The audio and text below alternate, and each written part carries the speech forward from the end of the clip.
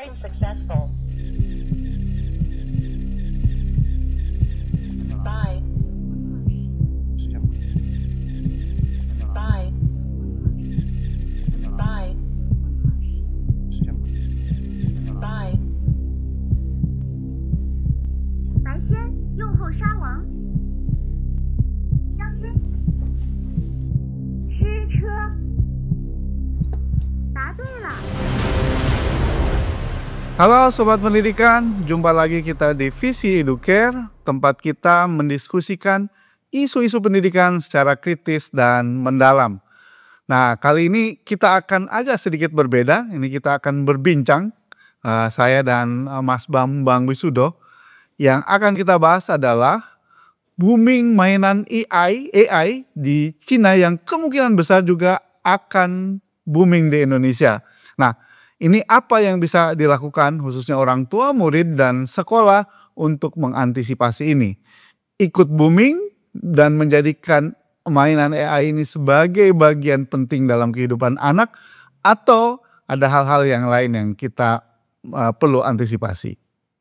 Ya, ternyata ini ada berita baru ya di Cina ya.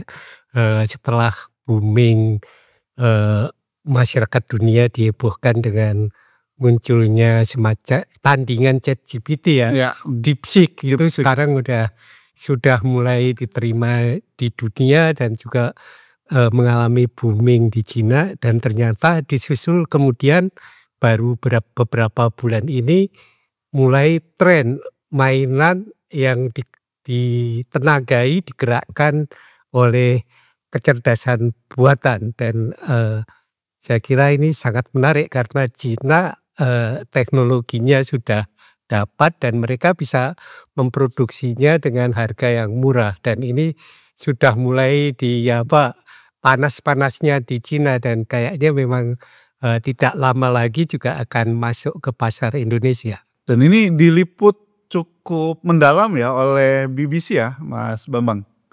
Jadi BBC membuat laporan terkait dengan booming ini ya. Nah, kalau kita lihat Cina ini memang cukup luar biasa. Ini misalnya DeepSeek, tadi Mas Bambang sudah singgung ya. Dia bisa motong kompas. Jadi bisa kalau pakai bahasa Orde Baru, mengejar ketertinggalan ya. Ketertinggalan kalau dikejar itu ya. Yang kemudian bisa mengalahkan Amerika Serikat dan negara-negara Barat dalam teknologi informasi ini, gitu ya. Misalnya yang paling kelihatan mobil listrik. Mobil listrik, Tesla aja kalah gitu ya oleh BYD gitu dari sisi teknologi, dari sisi harga, dan kalau kita lihat jalanan terutama di kita membanjir mobil Cina, dan kemungkinan besar mainan-mainan AI ini juga bisa seperti mobil-mobil Cina di Indonesia gitu ya Mas Bambang. Ya, tapi kita nggak akan fokus pada DeepSeek atau mobil listrik ya. Kita akan fokus tentang mainan yang digerakkan oleh AI ya. Dan ini memang kita harus berpikir 1-2 kali ya, apakah kita akan membelikan anak-anak kita dengan mainan AI yang tentu juga menarik karena sifatnya juga bisa sangat edukatif, bahkan mungkin bisa menggantikan guru bahasa Inggris misalnya ya, atau guru catur ya, guru main. Ya, kalau kita lihat laporan BBC aja ya, yang mereka ambil dari Cina ya, dan salah satu yang ditulis terkait dengan anak laki-laki yang berumur 8 tahun yang bernama Timmy gitu ya, dan dia bermain dengan robot catur. Ya. Bermain dengan robot catur. Dan ibunya menemani di apartemen dia di Beijing. Jadi sebenarnya ini keluarga menengah ke atas lah ya, atau menengah paling tidak dari sisi ekonomi. Dan Timmy ini sangat senang gitu ya dengan robot caturnya ini, dan dia ya bisa main catur sama seperti kayak dia main dengan anak-anak sebaya dengan dia ya Mas Bambang. Oke, kalau kita baca laporan di BBC ya, memang anak ini sungguh terkesima ya, langsung attach dengan mainan itu. Dia bilang bahwa robot ini seperti seorang guru atau teman kecilnya ya. Dan robot ini memang bisa kayak berkomunikasi interaktif ya dengan anak itu. Dia bilang ketika Timmy memenangkan gamenya, robot itu bilang, "Selamat, kamu menang." Dan di layar ada mata robot itu berkedip-kedip ya, dan ini menambah Kalau di kita kan binar-binar. Dan bahkan secara emosional robot itu juga bisa berkomentar yang kayak orang tua ya, yang sifatnya membangkitkan semangat anak. Robot itu komentarnya, "Aku sudah melihat kemampuanmu, aku akan melakukannya lebih baik lagi," gitu ya. Jadi dia seolah-olah robot itu pengen belajar lagi supaya bisa mengalahkan Timmy ya. Jadi sifatnya sangat interaktif, sangat canggih, dan ini memang berbeda sekali kalau kita membeliin anak-anak kita dengan papan catur ya. Mungkin kalau papan catur harganya berapa sih? 15.000, 20.000. Enggak terlalu mahal ya. Nah, kalau dilihat di laporan BBC ini, harga robot catur sebenarnya nggak mahal-mahal amat juga, walaupun juga tidak murah ya. Harganya sekitar $800 atau ya sama seperti 15 jutaan ya. Ya. Tapi kalau robot yang kalau kata si Timmy ini bisa menjadi guru sekaligus temennya ini gitu ya, dan menurut ibunya ini investasi yang bagus Ya, gitu ya. Kalau kata ibunya ini investasi yang bagus karena bisa mengajarkan anaknya bermain catur atau strategi Go gitu ya. Ibunya ini namanya Yen Kui. Saya ya mungkin salah ejaan saya, tapi ya tulisannya Yen Kui gitu ya. Dan kalau kata si ibunya Timmy ini tren yang gak akan terelakkan. Ya. Gitu ya, dan kemungkinan besar terutama dimulai dari kelas menengah atau kemudian juga menyebar, ini akan menjadikan AI ini sebagai bagian penting dalam hidup anak gitu ya. Dan kembali ke komentarnya Timmy, ini bisa menjadi guru sekaligus temannya anak katanya. Dan ini robot ini memang masih akan dikembangkan ya. Kayaknya mau yang dalam waktu dekat rencananya perusahaan itu akan memasukkan dengan game-game yang membuat anak bisa belajar bahasa, terutama bahasa asing, dan ini akan sangat menarik. Dan ternyata robot ini di pasar Cina itu juga sudah disambut baik ya oleh para orang tua. Sudah terjual lebih dari 100.000 unit ya, dan bahkan perusahaan ini sudah membuat kontrak ya dengan jaringan supermarket yang cukup terkenal di Amerika untuk memasarkan robot ini. Jadi dari Cina nembus ke Amerika, dan saya kira Indonesia juga pasarnya sangat terbuka karena jumlah keluarga kelas menengah atas kita juga ratusan ribu, jutaan ya. Ya. Jadi ini nggak terelakkan ya Mas Bambang. Jadi kemungkinan mainan AI ini akan menjadi tren, akan menjadi termasuk di Indonesia. Tadi Mas Bambang sudah katakan pasarnya cukup besar gitu ya, dengan harga 15 juta. Dan kalau teknologi kan perkembangannya bisa sangat pesat. Bisa dalam waktu singkat itu karena omsetnya besar jadi sangat murah dan mungkin ada juga mainan-mainan yang nanti muncul lebih sederhana dari robot ini. Misalnya bisa kita bayangkan nih, kalau sekarang kita sehari-hari juga udah mulai menggunakan ChatGPT ya. ChatGPT bukan hanya teks tapi bisa dikonversi ke suara. Nah, kalau ini misalnya dipadukan dalam bentuk boneka misalnya, itu kan jadi boneka AI ini. Akan sangat berbeda dengan boneka yang kita kenal generasi kita atau di bawah kita ya. Itu lebih mengembangkan imajinasi ya. Kalau ini benar-benar bisa menggantikan teman ya, bisa menggantikan manusia, orang tua. Termasuk gurunya. Iya. Nah ini yang saya kira menjadi pertanyaan serius buat kita ya, khususnya yang berkecimpung di dunia pendidikan ya, khususnya guru maupun orang tua. Apakah kita perlu memperkenalkan mainan AI ini kepada anak-anak, atau kita punya strategi yang lain untuk mendidik anak gitu ya. Jadi apakah mau dibelikan begitu saja, diserahkan kepada robot-robot AI ini pendidikan anak kita, atau ada strategi yang ini juga yang perlu kita bahas, Itu Mas Bambang. memang harus kita pikirkan secara serius ya. Tapi sebelum ke sana sebenarnya di BBC beberapa waktu sebelumnya juga ada satu berita yang menarik ya tentang waktu itu beberapa saat setelah ledakan DeepSeek ya, itu diceritakan tentang masyarakat Cina yang udah sangat terutama generasi mudanya ya yang sangat sudah mulai terikat dengan AI ya, dengan chatbot ya. Nah itu di laporan BBC diceritakan tentang wanita muda yang namanya Holly. Dia sudah menjadikan DeepSeek ini menjadi temannya ketika dia minta untuk membuat DeepSeek ini membuat tulisan tentang ibunya yang baru meninggal, dia bisa membuat komentar yang sangat mengharukan ya.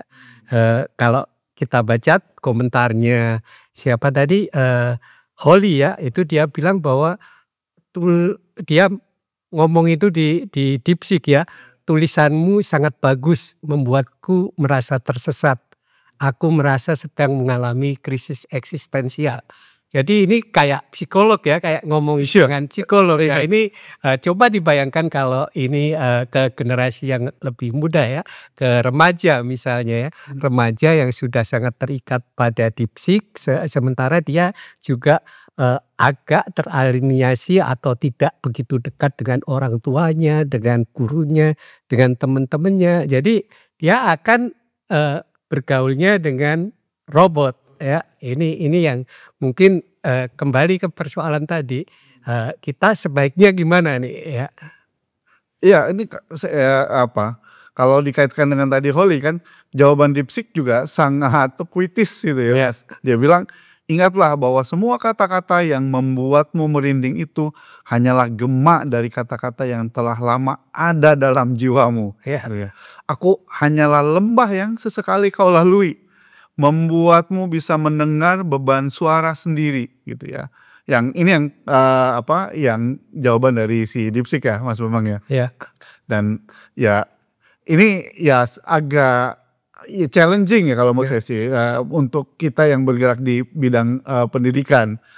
Apakah strategi yang harus kita lakukan untuk mendidik anak-anak kita di era seperti ini? Ya, misalnya anak-anak balita ya, kalau perempuan balita dia dibelikan boneka AI misalnya ya, yang bisa dia ajak ngomong, dan ini sangat interaktif kan. Mungkin kedipan matanya juga nanti akan sangat mirip dengan kedipan mata manusia ya, yang kayak ada emosinya. Dan ini kan dalam studi-studi linguistik ya, itu kan antara kedipan mata yang sifatnya mengungkapkan perasaan kasih sayang ibunya, orang tuanya itu dengan gerakan bibir itu membuat anak bisa berbicara. Andai kata anak-anak balita kita berkomunikasinya dengan robot atau boneka, dan itu orang tuanya juga mempercayakan bahwa anaknya yang masih balita itu cukup dididik oleh boneka atau robot, ini benar gak anaknya bisa cerdas, bisa menjadi manusia atau yang lain malah. Iya. Tapi kalau buat saya gitu ya, memperkenalkan anak untuk main catur atau lain sebagainya terus diserahkan kepada mainan AI, kayaknya kita orang tua murid atau guru masih punya banyak alternatif ya, Mas Bambang ya. Permainan yang zaman dulu gitu ya, yang bisa dipakai untuk melatih kecerdasan, melatih motorik anak, melatih sense sosial anak gitu ya, juga masih bisa dilakukan sekarang. Justru kita bisa pakai mainan-mainan zaman dulu sebagai jawaban atas mainan robot AI ini ya. Jadi ya, dan yang penting adalah kehadiran humannya, manusianya ya. Bagaimana anak-anak diajak misalnya main ular tangga, main halma gitu ya, bareng dengan orang tua, bareng dengan kakak atau adiknya gitu ya, atau teman-temannya gitu ya, daripada mereka diajak bermain dengan robot ya, walaupun secanggih apapun gitu ya, tapi hal yang paling penting itu soal soul-nya gitu kalau di robot ya, soal jiwanya itu yang nggak ada gitu ya, Mas Bambang. Ya, saya sangat setuju. Baru beberapa hari lalu saya ada kedatangan ponakan bawa anak-anaknya ya, dan saya lihat orang tuanya mengajari atau bermain ular tangga dengan anaknya itu sangat menarik karena tidak semata-mata melempar dadu lalu ini melangkah atau membetulkan atau mengarahkan supaya bermainnya sesuai aturan, bukan sekedar itu, tapi di situ memang muncul dialog-dialog, muncul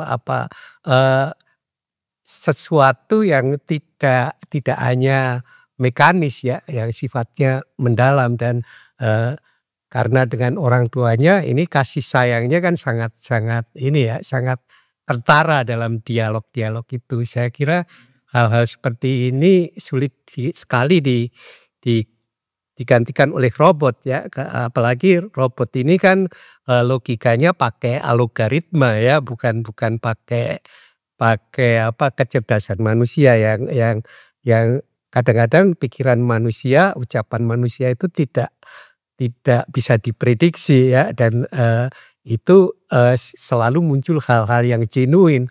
Nah, kalau robot kan enggak ya, dia berdasarkan algoritma, berdasarkan apa yang sudah ada sebelumnya, berdasarkan input yang diberikan pada dia gitu ya. Saya kira bagaimanapun interaksi dengan manusia ya, dengan orang tua, dengan orang yang lebih dewasa, dengan teman-temannya ini tidak tergantikan, dan ini harus tetap dipelihara ya. Apakah oke lah diperkenalkan dengan mainan AI, tapi jangan menggantungkan pada AI, kembali pada lingkungan anak ya, pada interaksi yang mendalam, yang tadi ya, yang digerakkan oleh jiwa, jangan oleh mesin. Ya ini memang paradoks ya, Mas Bambang ya. Yang sekali lagi kalau menurut prediksi kita, kemungkinan kita akan dibanjiri oleh mainan AI. Justru mestinya untuk anak-anak usia dini lebih bagus dijauhkan dulu. Ya, itu seperti juga ini ya, jangankan dengan AI ya. Layar kan ada misalnya asosiasi kedokteran anak di dunia, di berbagai negara itu sangat menganjurkan anak-anak di bawah 2 tahun itu dihindarkan dari layar. Semua jenis layar ya, itu dihindarkan. Kalau ini digantikan oleh AI, itu pasti kerusakannya akan lebih besar lagi. Ya, jadi peran orang tua ini masih, orang tua, guru, dan orang-orang atau lingkungan sekitarnya masih penting dalam konteks pendidikan kepada anak ya, Mas ya. Jadi daripada main dengan robot AI atau main dengan handphone gitu ya, anak-anak justru mestinya didorong gitu ya, untuk ada rasa ingin tahu gitu ya. Jadi belajar dari apa yang bisa langsung ia lihat, belajar dari apa yang bisa ia dengar, ia sentuh gitu ya, dan ia rasakan gitu. Jadi keinginan tahunya anak-anak ini perlu terus dikembangkan ya, dilatih cara bertanya, mengembangkan kemampuan berpikir kritisnya gitu ya, termasuk diberikan kasih sayang yang tentu saja tidak akan bisa diberikan oleh mainan atau robot AI kepada anak-anak itu ya, Mas Bambang. Iya, saya kira sangat jelas ya bahwa layar aja kalau bisa dihindari, dikurangi, termasuk di sekolah ya. Jangan mengandalkanlah komputer, PowerPoint untuk kegiatan proses belajar mengajar di sekolah. Kita bisa bayangkan kalau sejak kelas 3 SD anak-anak sekolah kita udah dibiasakan presentasi pakai PowerPoint dan semua mata pelajaran diarahkan ke sana ya. Apa tidak membosankan ya bertahun-tahun anak sekolah lalu pakai alat PowerPoint ya, dan kan lebih mengasihkan bahwa bila anak-anak itu belajar langsung dari sumbernya ya, dari alam sekitarnya, dari lingkungan anak, lingkungan keluarga, lingkungan sekolah, diajak melihat hal-hal yang konkret daripada sekedar melihat lewat teks, lewat layar, atau apalagi tadi ya langsung menggunakan AI. Dan saya kira kita harus sangat berhati-hati nih mencerna apa yang dikatakan itu ya. Ya, pimpinan negara kita Mas Gibran ya. Gibran. Ini Wapresnya Pak Prabowo ini yang gimana-mana kok ngomongnya soal AI ya. Dia kayaknya pengen memaksa sekolah-sekolah supaya cepat-cepat mengajarkan AI. Menurut saya ya untuk pendidikan dasar, terutama PAUD, sekolah dasar itu malah sebaiknya dihindarkan dulu aja AI ya. Karena kalau AI sudah masuk, guru-gurunya level pendalaman pengetahuannya atau keterampilan di IT-nya juga masih sederhana, masih lamat-lamat, itu lebih baik dihindarkan, lebih baik diperkuat hal-hal yang sifatnya mendasar ya. Justru jadi sebenarnya ini berkebalikan dari pesannya Mas Wapres ya. Kita khususnya orang tua, murid dan guru justru mesti lebih waspada terkait dengan AI ini, dan sekali lagi jangan melepaskan tanggung jawab ya sebagai orang tua maupun guru menyerahkan sepenuhnya anak gitu ya. Kalau tren sekarang kan orang tua lihat anaknya rewel kasih handphone gitu ya. Nanti mungkin orang tua lihat anaknya rewel dikasih mainan AI sehingga sentuhan mereka dengan anak tidak ada. Pun begitu guru, semuanya diserahkan ke ChatGPT, DeepSeek dan lain sebagainya. Ini yang menurut kita ya, ini perlu diwaspadai karena AI ini kan nggak mendidik orang untuk berpikir kritis kan. Ya kan? Genuine juga ya, sesuatu yang baru enggak. Jadi saya kira untuk mengantisipasi membanjirnya mainan AI ke Indonesia itu, saya kira kita jangan meresponnya dengan buru-buru ikut tren, kagum ya, terkagum-kagum. Wah, ini luar biasa. Jangan, kita meresponnya dengan kritis ya. Justru kita sebaiknya para orang tua, para guru, para orang tua yang masih punya anak-anak yang remaja, apalagi balita ya, itu saya kira perlu sekali justru mengintensifkan, memperdalam lagi, memberikan kedalaman pada interaksi dengan anak ya. Ini justru akan sangat bermutu, sangat dibutuhkan ketika nanti anak-anak berkenalan dengan AI. Mereka dengan mainan AI, mereka tidak terseret ke sana, tetapi lebih menghormati, lebih suka, lebih mencintai orang tuanya, guru-gurunya daripada mainan AI. Saya kira ini penting sekali. Jadi kita mengintensifkan, lebih memperdalam lagi interaksi yang mendalam dengan anak-anak kita. Oke, jadi kalau mainannya menyerbu atau AI ini masuk ke Indonesia dengan masif, jadi orang tua mesti lebih kritis ya, jangan terkagum-kagum gitu ya. Karena banyak hal yang hilang dari mainan AI ini gitu ya. Berpikir kritisnya, AI juga mengajarkan soal moral, empati, itu nggak ada ya Mas Bam? Ya, dalam pendidikan IT itu kita juga harus cukup kritis juga. Misalnya kita kan dulu masa depan zaman ini kalau nggak menguasai IT itu tertinggal secara ekonomi. Tetapi kan sebenarnya hukum pasar tetap berlaku ya. Ketika orang-orang ahli IT banyak ya, itu harganya kalau supply-nya berlimpah, permintaannya turun, itu juga akan membuat income yang diperoleh tenaga kerja yang ahli AI ini juga turun ya. Dan sekarang kita sudah membaca berbagai laporan ya, misalnya startup unicorn yang dulu dipuji-puji ternyata menggaji partnernya, buruhnya itu dengan upah rendah. Bahkan orang-orang yang bekerja di dunia AI skala ya, AI sekalipun itu juga seperti itu ternyata di balik gegap gempita AI, ChatGPT itu terjadi perbudakan ya.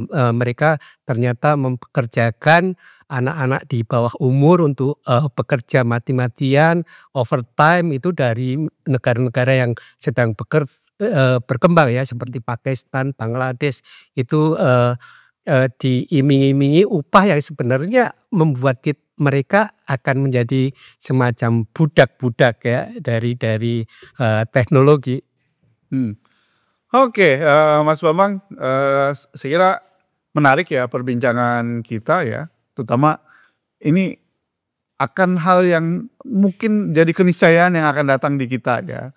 Di Cina udah booming, biasanya di Indonesia akan mengikuti dan waktunya tidak akan lama lagi gitu ya. Dan itu pasti akan lebih murah. Bayangkan kalau Robin 5 juta orang tua yang gaji di atas 10 juta apa tidak ingin memberikan kayak sepeda listrik Cina sekarang nggak cuma jalanan di dalam kampung gitu ya, tapi udah mulai membanjiri di mana-mana. Apalagi ini kacauan juga di jalan-jalan. Betul. Apalagi ini kan dianggap sebagai bagian dari upaya untuk mendidik anak gitu ya. Dan itu kalau lebih parah lagi kalau anak-anak atau masyarakat kita menggantungkan AI untuk konsultasi secara tentang moral ya, tentang nilai-nilai agama misalnya. Nah, itu kalau algoritma sudah nggak dikendalikan oleh kita lagi ya. Itu negara-negara mungkin yang sangat liberal, sangat ateis atau bahkan komunis itu nilai-nilainya masuk juga ya. Dan ini yang juga mesti diingatkan ke pimpinan di negara kita ya, Mas Wapres utama. Jangan terlalu terkagum-kagum dulu dengan AI gitu ya. Justru kita harus lebih kritis dan bijak gitu ya. Dan tidak ikut arus. Apalagi ya ini juga bagian dari pasar kan. Jadi ya salah satunya cari uang lah, bukan hanya untuk mendidik. Dan kita saya kira yang penting juga perlu antisipasi gitu ya. Jadi bukan harus buru-buru terutama untuk anak-anak di usia dini. Justru sebaliknya kita perkenalkan permainan tradisional, kita perkenalkan mereka ada interaksi dengan orang-orang terdekat dengan dia, orang tua, teman, lingkungan gitu ya, atau guru gitu ya. Oke Mas Bambang, saya kira menarik, mudah-mudahan masuknya, boomingnya mainan AI di Cina yang kemudian kita prediksi akan juga booming di Indonesia tidak akan malah membuat mundur ya pendidikan anak di kita gitu ya. Mudah-mudahan pemerintah maupun orang tua murid atau guru bisa mengantisipasi ini gitu ya, bisa kemudian memitigasi dampak buruknya gitu ya, dan menjadikan AI hanya untuk membantu gitu ya, sebagai membantu aja, bukan sebagai alat pokok untuk misalnya mendampingi anak, untuk mendidik anak. Terima kasih, dan sobat pendidikan jangan lupa untuk subscribe, like, atau komen, atau kemudian sobat pendidikan kalau ada usul-usul yang perlu dibahas di Visi Educare juga kami bisa. Terima kasih Mas Bambang.